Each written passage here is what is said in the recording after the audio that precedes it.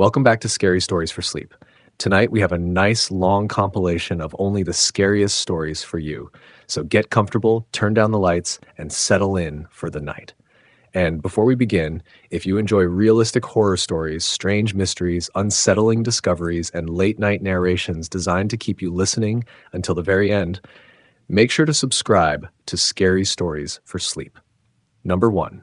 Security footage that should have never existed. Now let's get into tonight's story. The footage lasted 17 seconds. It was recorded at 2:43 a.m.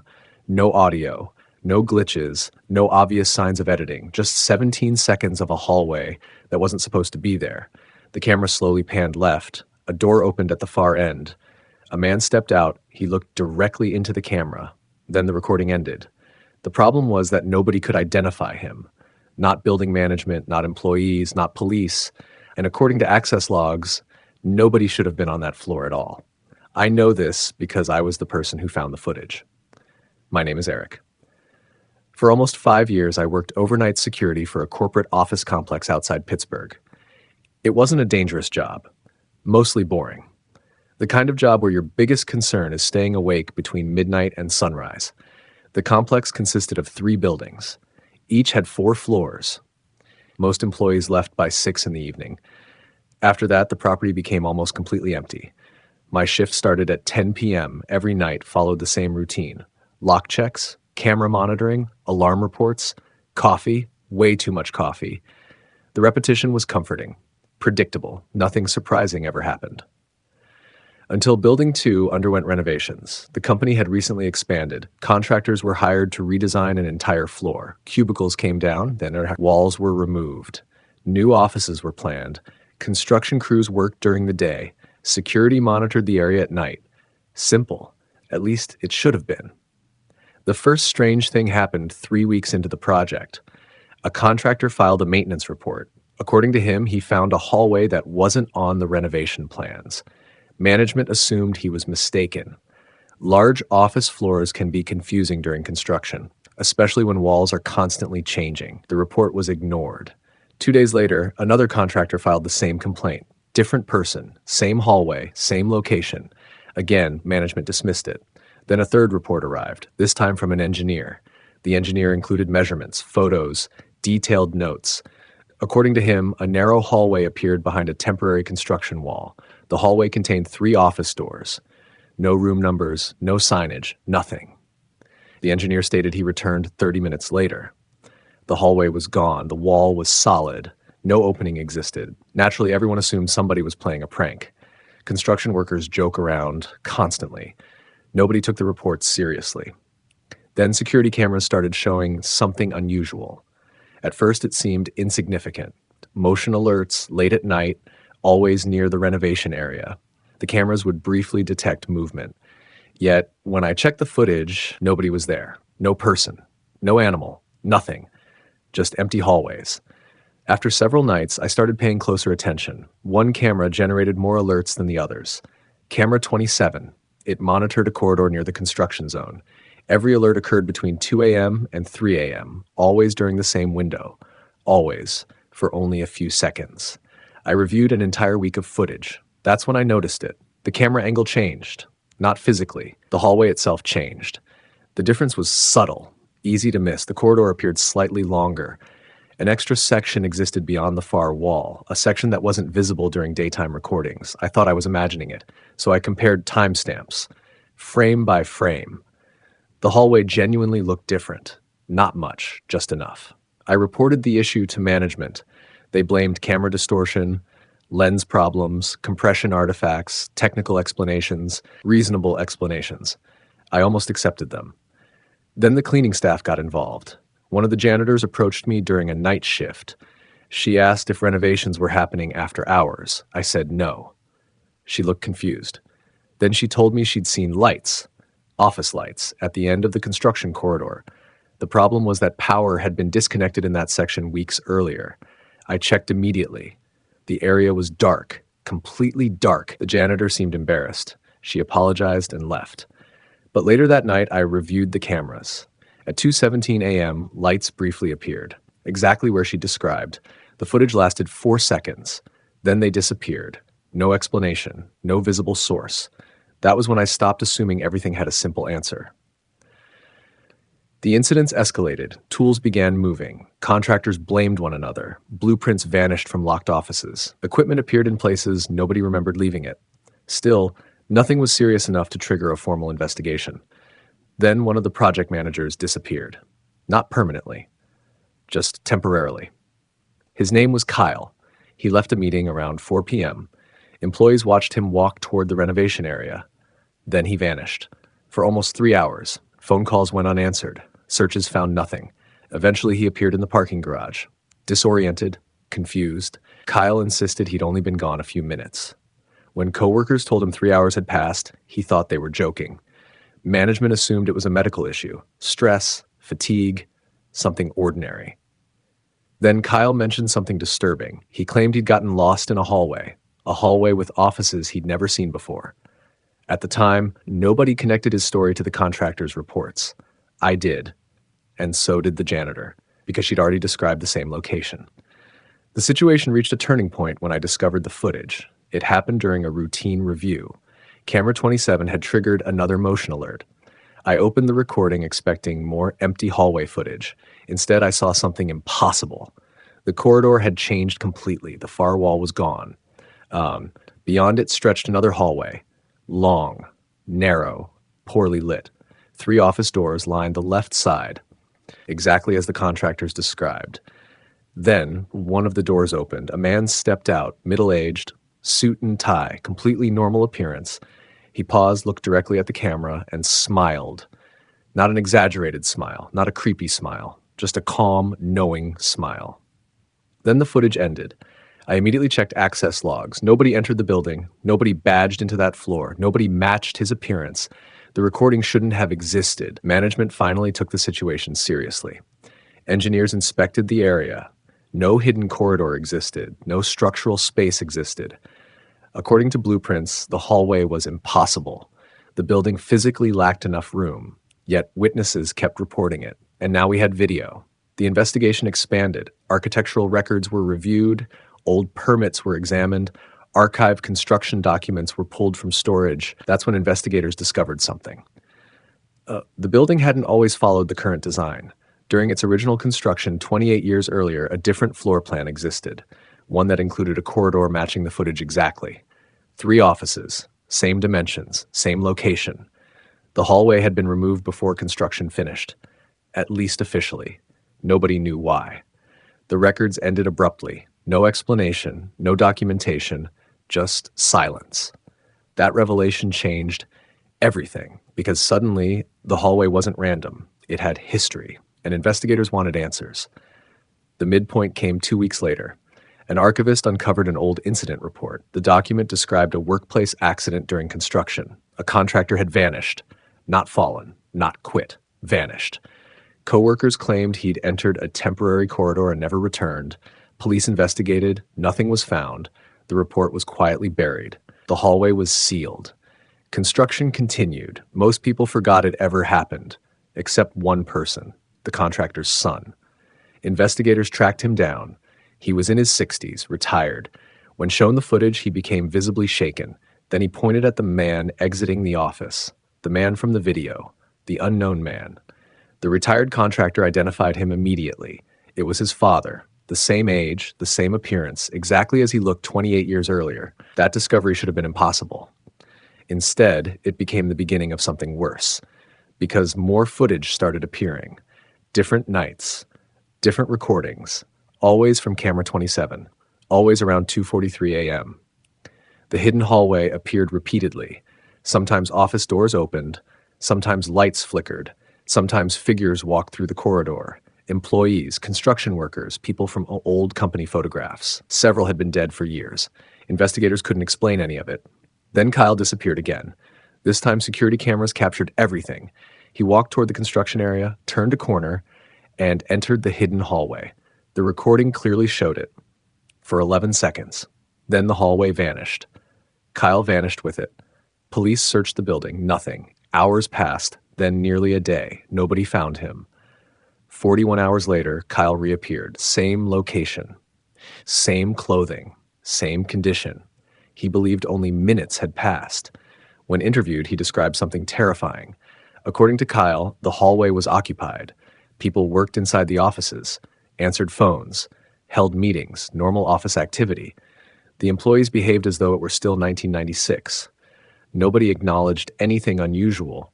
Nobody noticed Kyle didn't belong. Eventually, he found an exit door. When he stepped through it, he returned to the present. Investigators couldn't verify his story, but they couldn't explain his disappearance either. The building was partially evacuated.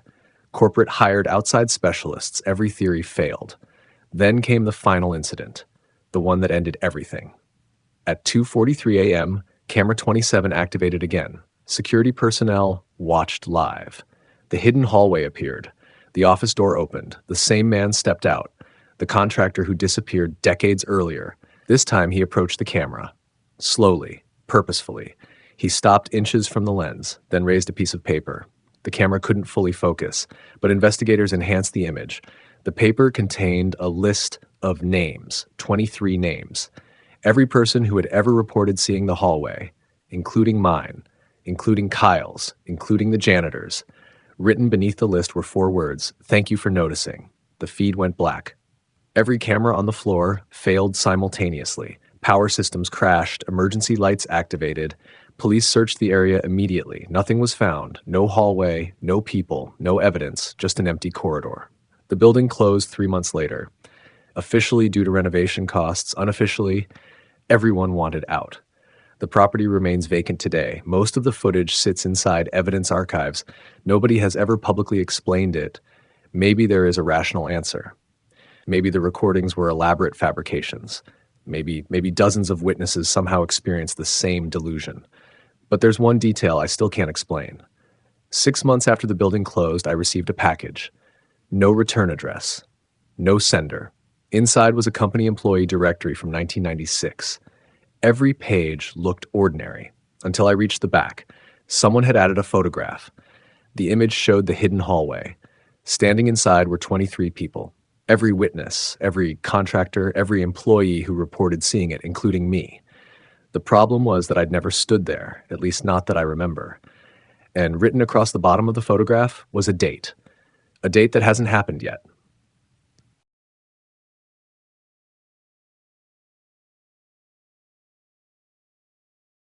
Number 2, the last voicemail.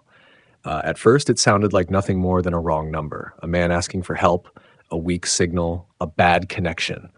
The kind of message most people would delete without listening twice. But the voicemail was discovered inside a company archive, and according to every available record, the man who left it had been dead for nearly 11 years. So get comfortable, turn down the lights, and settle in for the night. Now let's get into tonight's story. The voicemail lasted 48 seconds. No music, no background noise, no indication of where the caller was located, just a man speaking quietly, almost whispering. The message began in the middle of a sentence. "If anyone gets this, don't come looking for me." A pause followed. Then the man continued. "He's still here." The message ended seconds later. No name, no explanation, no additional information, just a timestamp. August 14th, 2:11 a.m. The problem wasn't the message itself. The problem was when it had been received. 3 weeks earlier. I know because I was the one who found it. My name is Nathan. For 6 years, I worked for a telecommunications company that maintained voicemail systems for businesses throughout Western Pennsylvania. Most people don't realize how much old data phone companies store. Voicemails, call logs, archived recordings, decades worth of information. Most of it is never accessed. My job involved migrating old systems to newer platforms. Basically, I spent entire days sorting through digital junk nobody cared about anymore. It was boring work. Predictable, safe. Until I stumbled across the mailbox. The company hired us to modernize the phone system of a manufacturing plant that had recently shut down.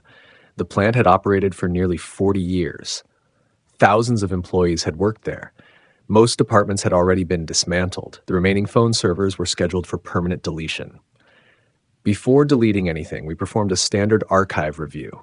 That's when I found mailbox 30,097. The account wasn't active. In fact, it shouldn't have existed. According to company records, the extension belonged to a supervisor named Richard Hale. Richard died in 2014. heart attack, age 56, case closed. Yet his mailbox contained 37 new voicemails. Everyone received within the previous month. At first, I assumed the messages were spam, robocalls, wrong numbers, telemarketing, normal stuff. Then I listened to the first recording.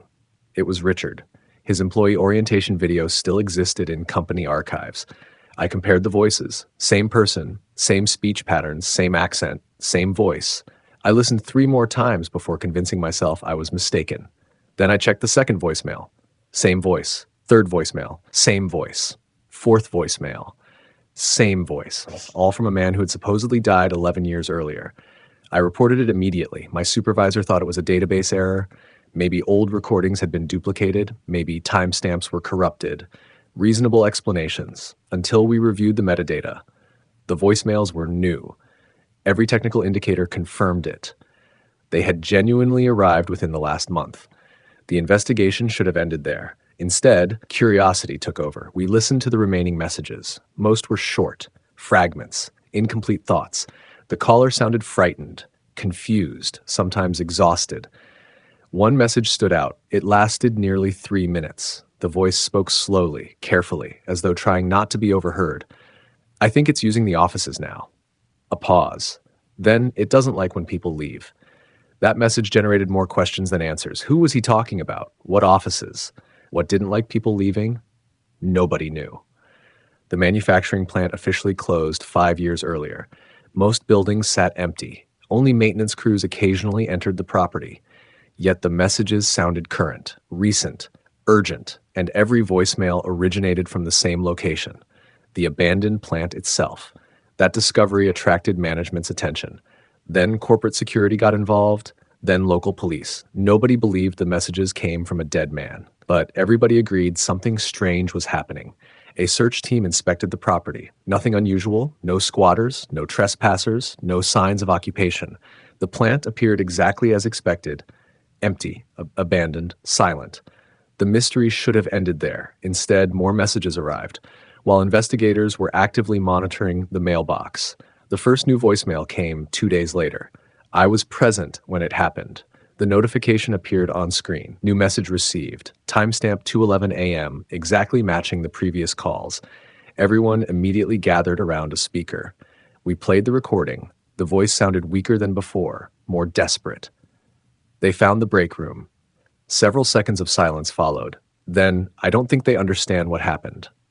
The message ended. Police returned to the plant the same morning. Nothing.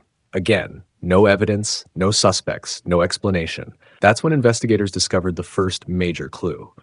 The extension connected to mailbox 3097 wasn't located inside Richard Hale's old office. It connected to a maintenance phone beneath the facility, specifically beneath Building 4, the oldest structure on the property. Construction records described the area as utility access, storage space, nothing important. Police searched it anyway, and that's where things became significantly stranger. Behind a locked maintenance room, investigators discovered a staircase. The staircase wasn't marked on any blueprint. It descended beneath the foundation, into a level that officially didn't exist. The underground area stretched farther than anyone expected. Narrow hallways, concrete walls, old electrical systems, everything coated in dust. The space looked decades older than the buildings above it, almost like something forgotten. The search uncovered dozens of abandoned offices. Most were empty. Then investigators found Office 17. Inside sat a telephone, a single desk, a chair, and a blinking voicemail indicator. The phone was operational, despite having no documented power source. That discovery transformed the entire case, because the messages had to be coming from somewhere, and suddenly investigators had a location. The midpoint arrived when they examined company archives. Old personnel records revealed something unexpected. Office 17 wasn't a maintenance office. Originally, it belonged to a department called Internal Systems Research. Nobody remembered it. Former executives denied knowledge. Most records had been destroyed. But enough survived to establish one fact. The department operated entirely underground for nearly 15 years. Then it disappeared, without explanation. The surviving files referenced unusual projects: behavior monitoring, employee retention studies, environmental influence experiments. Most details remained classified or missing, but one sentence appeared repeatedly. Observation must remain uninterrupted. Nobody understood what that meant. Then a retired engineer contacted investigators. He had worked at the facility during the 1990s. After reviewing photographs, he recognized Office 17 immediately. His reaction changed the investigation. According to him, the underground offices weren't abandoned, at least not originally. Employees continued working there long after the department officially closed. People entered, rarely returned, management discouraged questions, complaints vanished, transfer requests disappeared, the engineer eventually quit.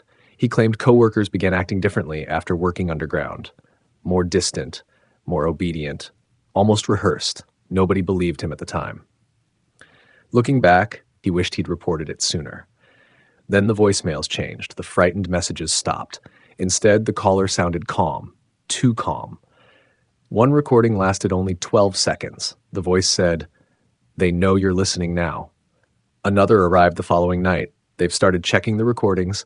Then another, "He wants to meet you." That final message unsettled everyone, because for the first time it felt directed at us, not the original recipient, not some unknown listener, us.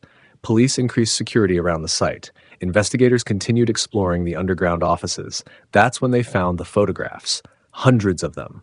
Employees sitting at desks, attending meetings, walking hallways, normal workplace activities, except the photographs spanned nearly 30 years, and certain people never appeared to age. The same faces appeared repeatedly, identical, unchanged, decade after decade. Richard Hale was one of them. In photographs dated years after his death, the evidence made no sense. Nobody could explain it. Nobody could verify it. Then investigators uncovered the final office, hidden behind a false wall. The room contained shelves of cassette tapes, thousands of them. Every tape labeled with a date. Every date corresponded to voicemail recordings. Technicians spent weeks reviewing the collection. Eventually, they realized something important.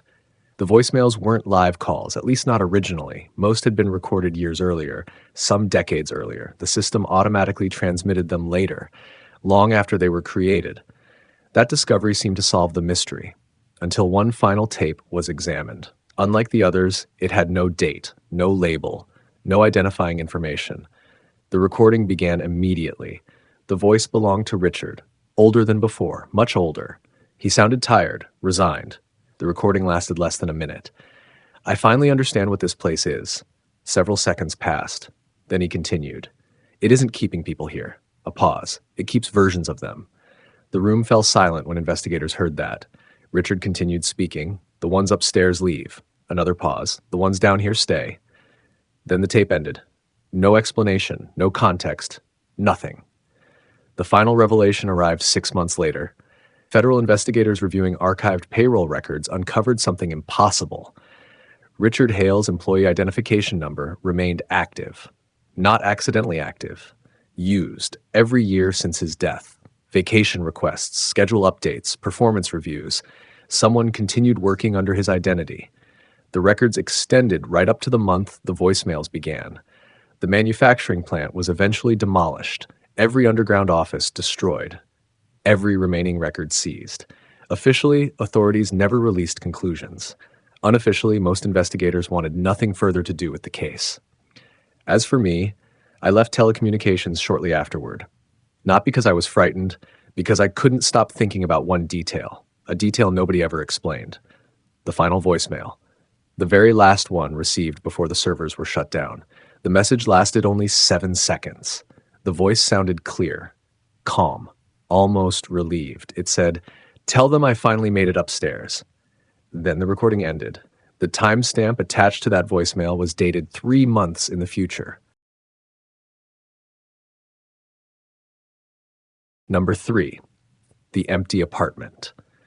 Not abandoned, not condemned, not hidden behind a secret door. According to every floor plan, every maintenance record, every inspection report, and every lease agreement, the apartment simply wasn't there, and yet multiple people entered it. Several people claimed to have spoken with the tenant. One maintenance worker even repaired a leaking sink inside. The problem was that nobody could ever find the apartment again, and by the time police became involved, the tenant had already vanished. So get comfortable, turn down the lights, and settle in for the night. Now, let's get into tonight's story. The lease was signed for apartment 407. At least that's what the paperwork said. The building manager didn't notice anything unusual at first. Why would she?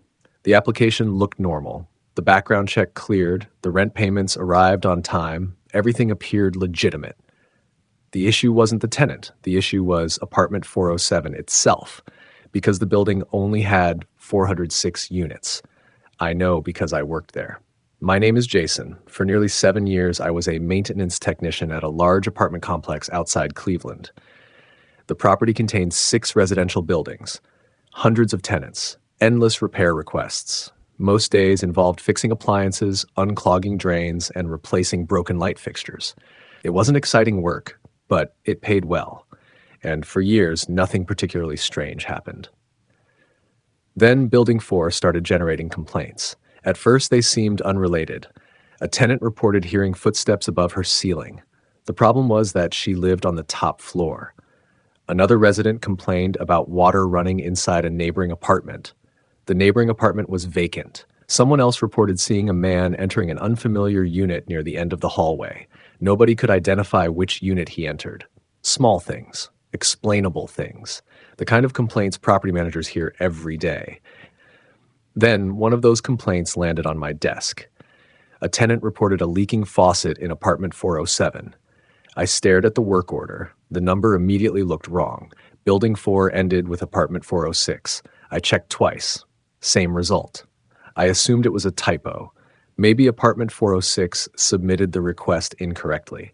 So I grabbed my tools and headed upstairs.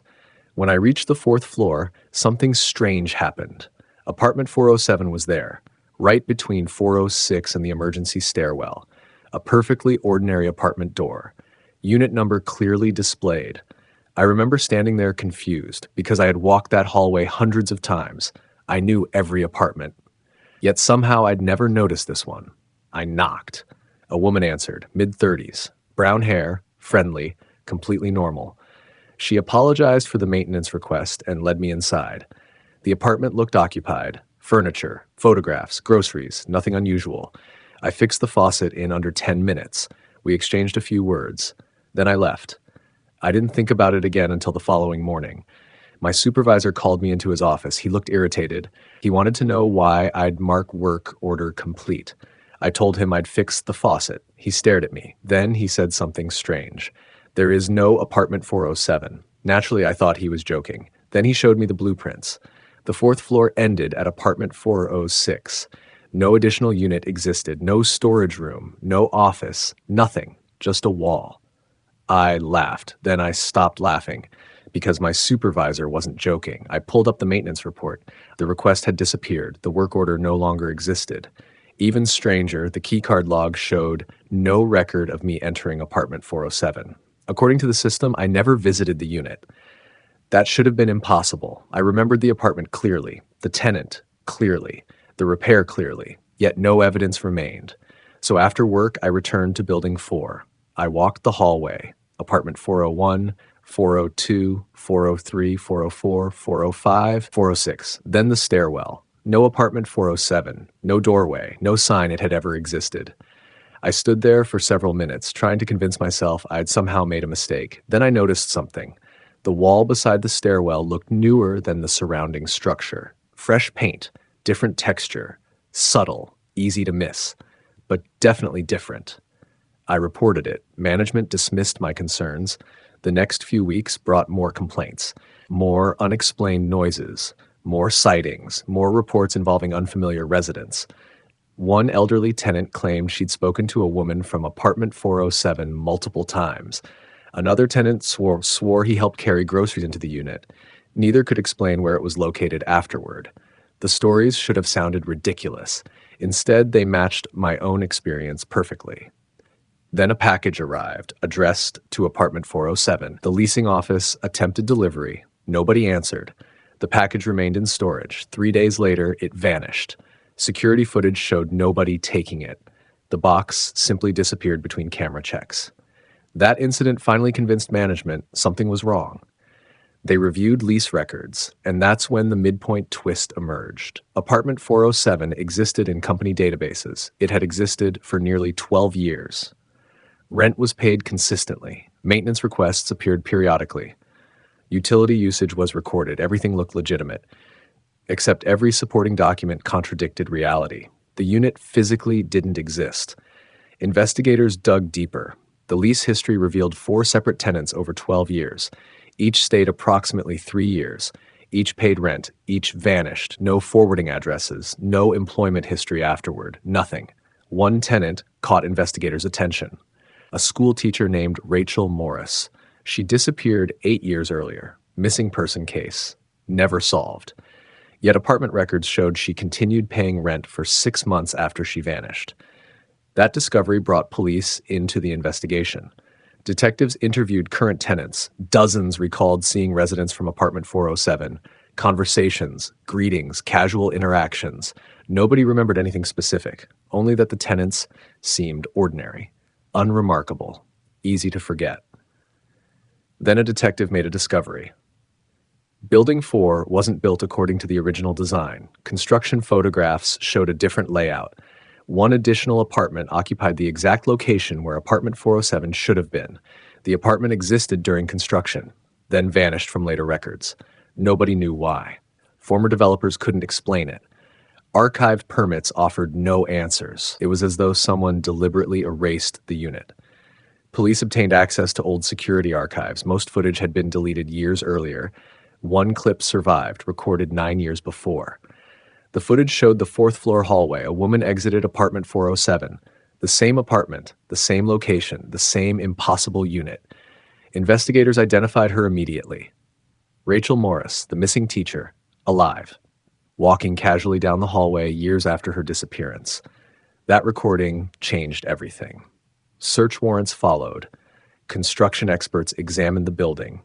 Thermal imaging revealed a hidden space, a narrow cavity between the stairwell and apartment 406, large enough to contain a room, not large enough to contain a full apartment. Yet the measurements didn't make sense. The cavity dimensions changed depending on where they were taken. Engineers argued over equipment results. Nothing matched. Then one of the officers entered the stairwell alone. Minutes later, he radioed dispatch. He sounded confused. He claimed he'd found another hallway. A short hallway. One apartment door. Unit 407. Backup rushed to his location. The hallway was gone before they arrived. The officer never saw it again. But body camera footage confirmed his account. The recording clearly showed apartment 407. The footage became the most important evidence in the case. Unfortunately, it wasn't the last, because a week later, the officer disappeared. His patrol car remained parked outside the complex. His radio remained active. His apartment remained untouched. He simply vanished. The investigation intensified. Federal agencies became involved. Structural engineers practically dismantled portions of Building 4. Nothing. No hidden apartment, no secret rooms, no bodies, no evidence. Then came the final breakthrough. Workers removing drywall near the stairwell uncovered a sealed metal box. Inside sat dozens of photographs. Every known tenant of apartment 407, every missing resident, every vanished witness, every person connected to the unit. The photographs appeared recent, even when the subjects should have been years older or dead. At the bottom of the box sat a notebook. The notebook contained tenant records, move-in dates, move-out dates, maintenance notes. Exactly like a landlord's ledger. The final entry belonged to the missing police officer. Move-in date, 3 weeks earlier. No move-out date, only one handwritten note. Adjusting well. The discovery terrified investigators, not because it solved the mystery, because it suggested someone was maintaining it.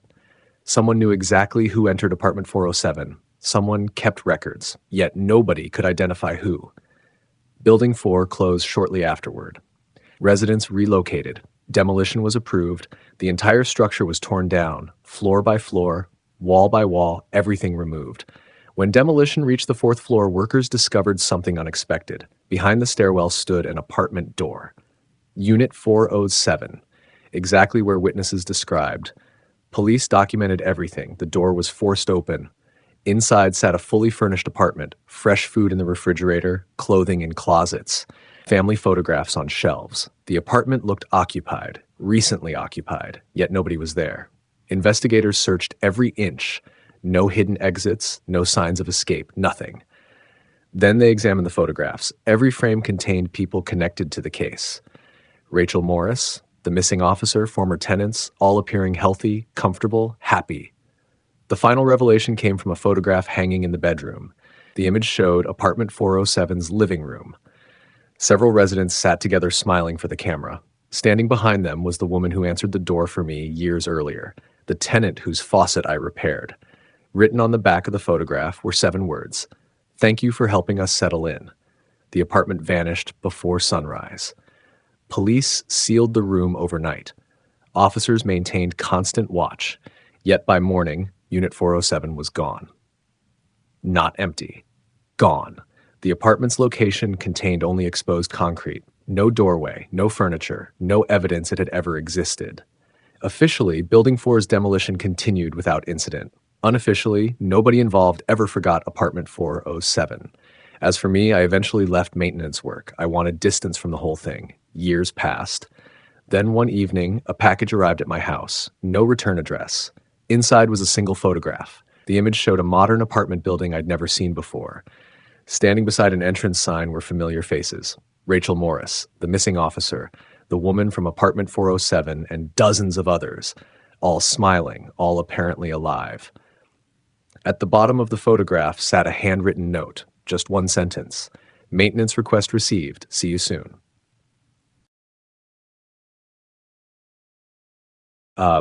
Number 4, the missing security feed, not corrupted, not deleted, not disconnected. It simply stopped existing. One moment, security personnel were watching it live. The next moment, every record of the camera vanished from the system as if it had never been installed in the first place.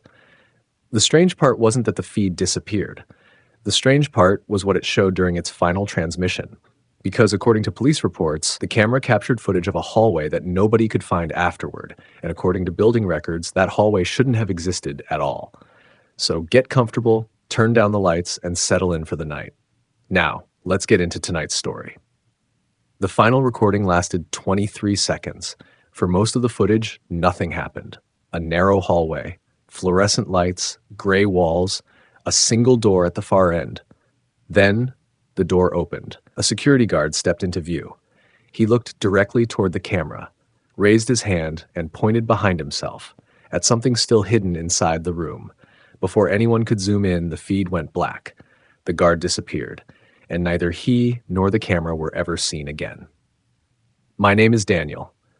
For almost 8 years, I worked as a security systems technician. Unlike security guards, my job involved maintaining the cameras themselves, installing them, repairing them, updating software. Most of my work took place in office buildings, hospitals, and industrial facilities. The technology wasn't glamorous, but it was reliable. Security systems leave records, logs, backups, metadata. When something goes wrong, there's usually an explanation. Usually. The building involved in this story belonged to a financial company outside Columbus. 12 floors, hundreds of employees, strict security requirements. The company recently upgraded its surveillance network and hired our team to handle the installation. I spent nearly 2 months working there. Everything went smoothly. Until camera 214 appeared.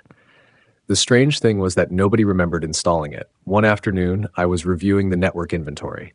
Every camera possessed an identification number. Most facilities tracked them carefully. Camera 214 showed active status, live feed available, operational. The problem was that no camera with that number existed in the installation records. I assumed it was a software bug. Duplicate entries happen occasionally. Then I opened the live feed. The image showed a hallway. Perfectly clear. No distortion. No static. No indication anything was wrong. Except I didn't recognize the location. I had worked inside the building for weeks. The corridor wasn't familiar. I checked floor plans. Nothing matched. At first, I figured it belonged to a storage area I'd never visited. Then I checked the camera's physical location. The system reported floor 11, south wing. Simple enough. So I took the elevator upstairs. The south wing contained executive offices, conference rooms. Nothing unusual. Certainly no hallway matching the feed. I walked every corridor twice. Nothing. When I returned to the security office, camera 214 was still online, still showing the hallway, the same hallway I couldn't find. I reported the issue. Building management blamed a configuration error. Maybe the feed came from another property. Maybe the location data was incorrect. Reasonable explanations. Then we checked. The feed originated from inside the building. The network confirmed it. Whatever camera 214 showed, it existed somewhere on site. The mystery should have ended there. Instead, things became stranger. Employees started mentioning unfamiliar locations. A manager reported getting lost while walking to a conference room. He claimed he entered a hallway he'd never seen before. The corridor ended at a locked door. When he turned around, the hallway vanished. Another employee described hearing conversations through a wall where no room should have existed. A cleaning contractor reported lights turning on inside an unused section of floor 11. Nobody connected these incidents initially. Then, camera 214 captured its first anomaly. The footage showed a man walking down the corridor, middle-aged, business attire, nothing unusual, until security identified him. The man had worked in the building 7 years earlier, and he was dead. Heart attack. Confirmed. Yet there he was, walking calmly through the hallway. Management assumed the footage had been manipulated. They reviewed archived employee photographs. The resemblance was undeniable. Same face, same age, same appearance. No explanation. The recording triggered a formal investigation. Security teams searched floor 11. Architects reviewed structural plans. Nothing. No hidden corridors. No secret rooms. No missing sections. The hallway simply didn't exist. Meanwhile, camera 214 continued broadcasting, day after day, night after night, always showing the same corridor, sometimes empty, sometimes occupied.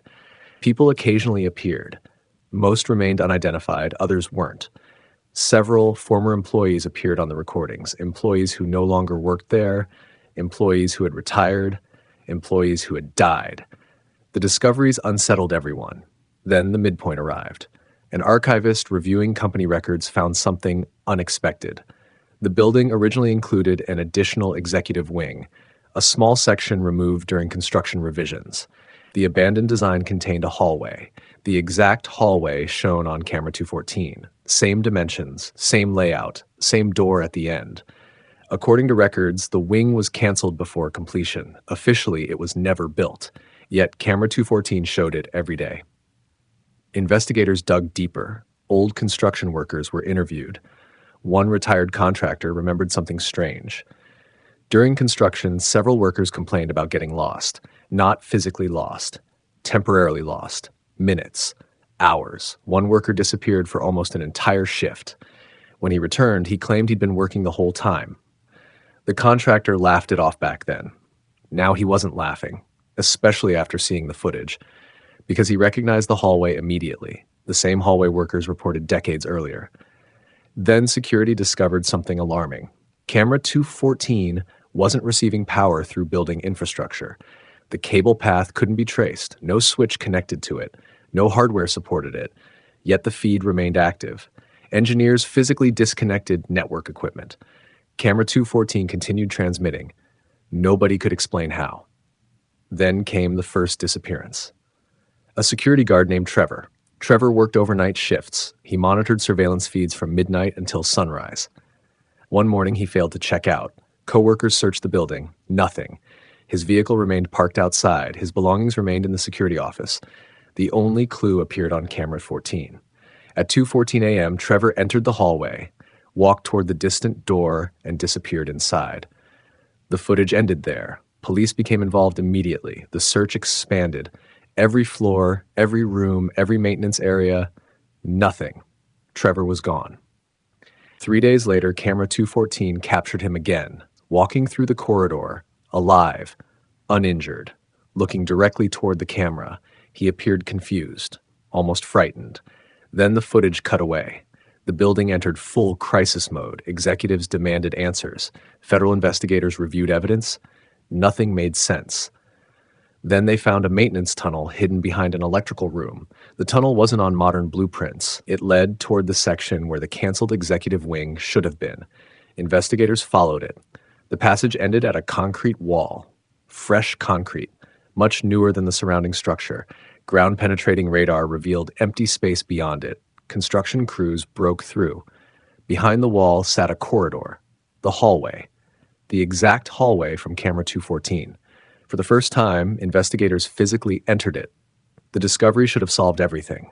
Instead, it created bigger questions, because the hallway wasn't abandoned.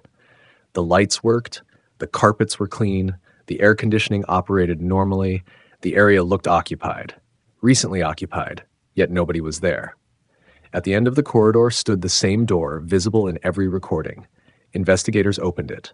Inside was a conference room, a perfectly ordinary conference room, except every calendar inside displayed dates from 8 years earlier. Employee directories listed people who no longer worked there. Computers contained emails from the past. Everything appeared frozen in time. Then investigators found Trevor, or rather, they found evidence of Trevor. His security badge sat on the conference table. Beside it lay a handwritten note. The handwriting matched his. The note contained only 5 words. I thought nobody noticed. Nobody understood what that meant. The final revelation came 2 weeks later. Forensic analysts recovered data from one of the conference room computers. Buried inside the archives sat security footage, years of security footage. The recordings showed employees working inside the hidden wing, attending meetings, walking hallways, living ordinary office lives. The impossible part? Many of those employees had never worked there, at least not in our version of company records. Yet they appeared everywhere. Payroll records, schedules, emails. Entire careers existed for people who officially never held those jobs. One file stood out, Trevor's personnel record. According to the hidden system, he'd worked in the executive wing for 6 years. Not 6 days, not 6 weeks, 6 years. The record included performance reviews, vacation requests, promotion documents, an entire alternate employment history. Then camera 214 transmitted for the final time. Security staff watched live. The hidden hallway appeared. Trevor stepped into view. He approached the camera slowly, calmly. He looked healthier than anyone remembered, more relaxed, as though he'd finally found something. Then he pointed behind himself, toward the conference room. The camera zoomed unexpectedly. For a split second, viewers saw dozens of people seated inside, working, talking, living normal lives. Then the feed went black. Camera 214 disappeared from the network. Not disconnected, not destroyed. Gone. Every log vanished. Every installation record vanished. Every technical reference vanished, as if it had never existed. The company permanently sealed the hidden wing. The building remains occupied today. Employees continue working there. Most have never heard of Camera 214. Most don't know the hallway was ever discovered. As for me, I left security systems shortly afterward. Not because I was afraid. Because I couldn't stop thinking about Trevor, or what happened 6 months later. One evening, a package arrived at my house. No return address, no postage. Inside sat a company employee directory. Current year, current staff, perfectly normal. Until I reached the final page. There, among hundreds of employee photographs, sat Trevor. Smiling, listed as Director of Executive Operations. Employment start date 8 years before he disappeared. And according to company records, he'd never left.